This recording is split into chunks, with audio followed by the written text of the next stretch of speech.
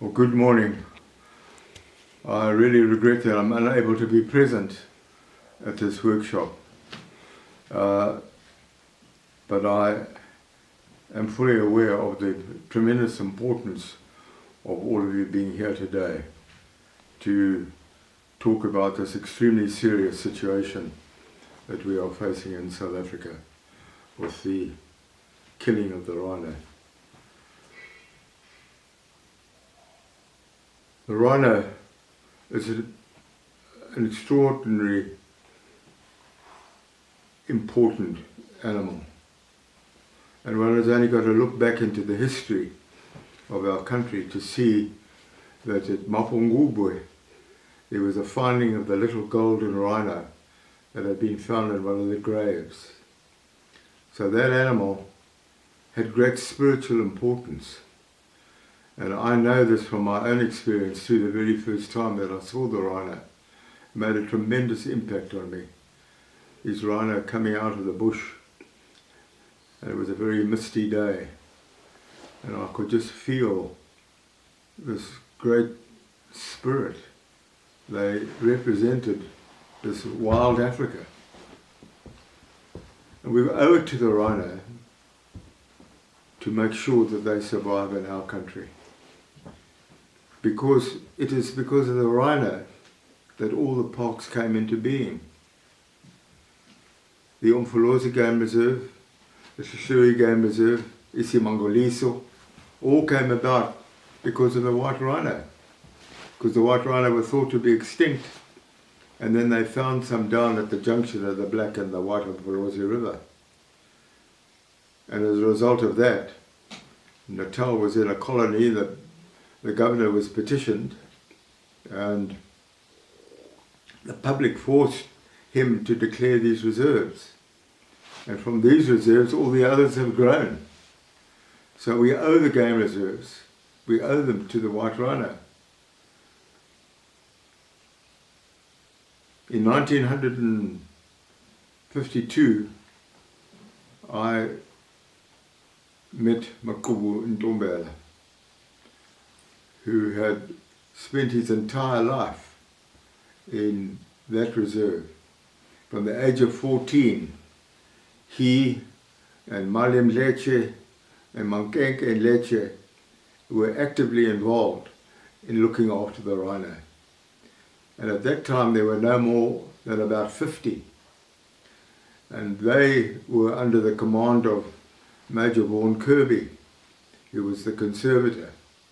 But it was from that very small population of 50 in the early 1900s, 1920, 1924, that the population slowly started to grow.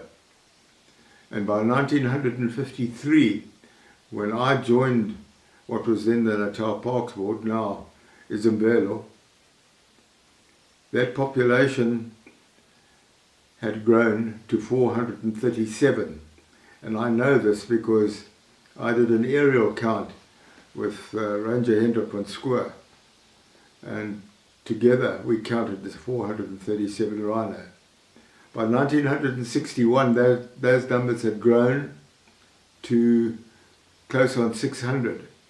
And that's what led to Operation Rhino, because we knew that if we didn't start taking the rhino out of Umfolozi, and if a diseased cow with anthrax got in there, it would wipe the rhino out.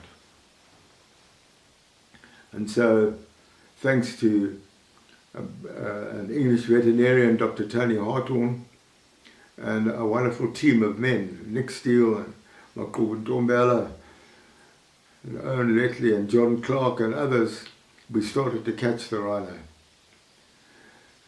And one of the first places that we took them to in 1961 was to the Kruger National Park. And from that small population that we delivered there, had grown these large numbers. And then we took them to the Orange Free State, down into the Eastern Cape. And then from there we sent them overseas. So Operation Rhino became recognized as one of the greatest rescues of animals in the history of our country.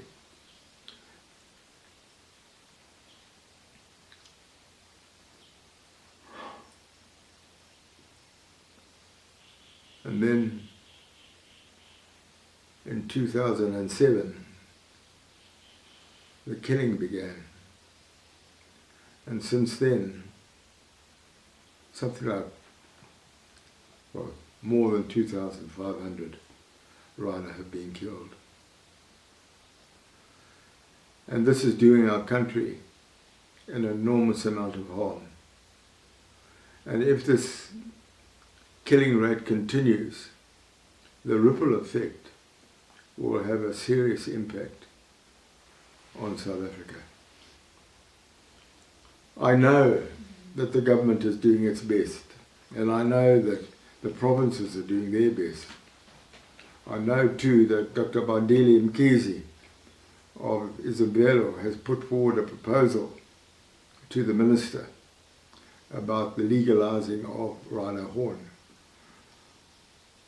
And I believe that that is one very important step that we need to take, that our government must start to look for trading partners, because the value of the horn can bring tremendous benefits to local communities.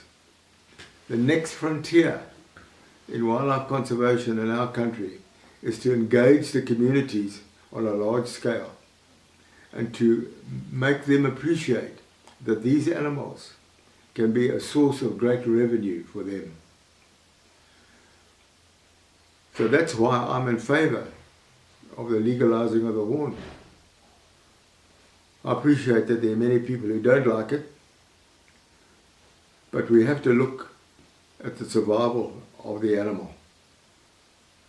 And also got to look at the communities around the parks who are suffering poverty, and here is one way in which they can be helped.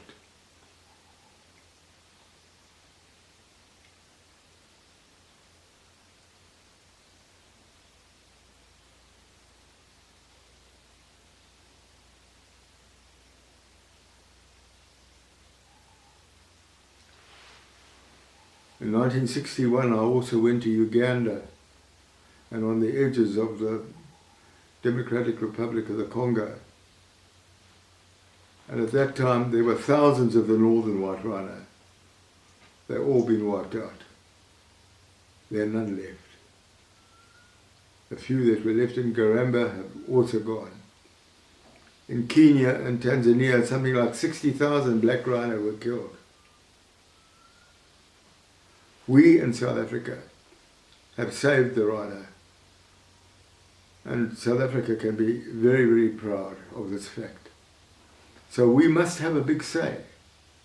We must have a big say. There's just a small pocket of the Sumatran and the Javan rhino left, but the majority of rhino in the world are here, right in South Africa. And one can only hope that the government can make CITES understand this, because they in the end will make the decision. But I want to compliment all the people who have been involved in the rhino protection. Every day there are people who are going out, risking their lives to save the rhino. Very, very brave men. And I must say too that I think that one of the things that is desperately needed is that where there's a cross-border infiltration, that's got to be regarded as an act of terrorism. And the people who are caught should be charged under that act. I don't think that the penalties that we have at the moment are sufficient.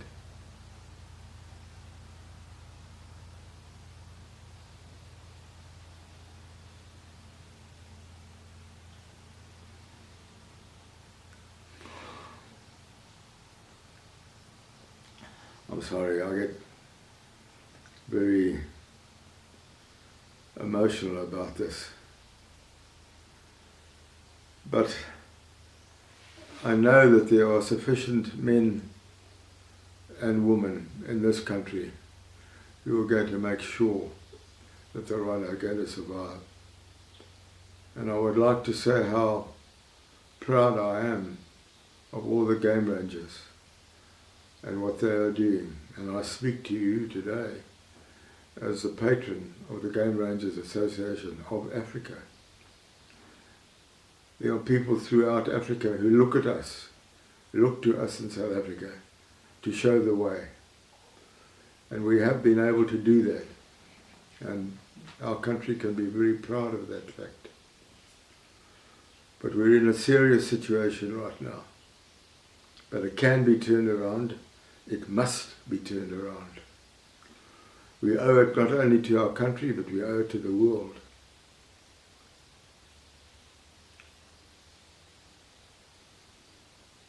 I thank you for your patience.